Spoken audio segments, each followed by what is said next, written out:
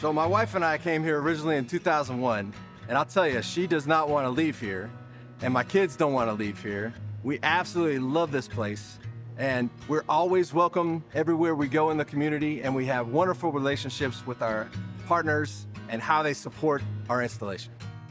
What our job is build up the morale, build up what happens here at Offutt, try to educate the community what the missions are, and try to look for the overall welfare of all the airmen, young airmen, and everybody here, and all their families.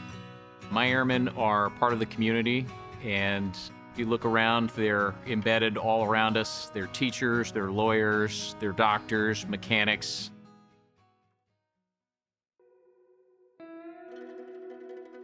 The past 4 years, it has been very unique. We've had to come to action many times. March 17th, 2019 was a very interesting day, very challenging day.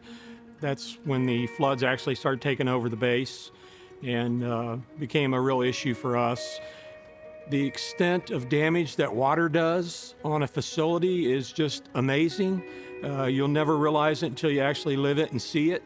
But the community came to our aid right away. One of the first things we did is have a tour of the destruction. It destroyed over 60 buildings out here. And at that time, we think about where are we going to get the money? We were all one community at that point, and everybody was out to do the best thing for the community and for their neighbors. You know, our members were wearing uniforms and going door to door and making sure that people were safe. But we also had a lot of property and responsibility to preserve the federal mission here. At the same time, we had our runway rebuild going on here at Offutt. Over the period of 18 months, you had about 750 airmen that were traveling from Offutt Air Force Base all the way to Lincoln so they could do their mission. The runway closure, COVID, and the big flood here in March of 2019 all happened simultaneously. And the community really wrapped their arms around the installation and made sure we were still successful. COVID was COVID. I mean, when things are brought to a halt, you've got to get very creative on how we can keep doing things. And I think the constant communication was probably the best way. But the nice thing is that whatever they needed, we did for them.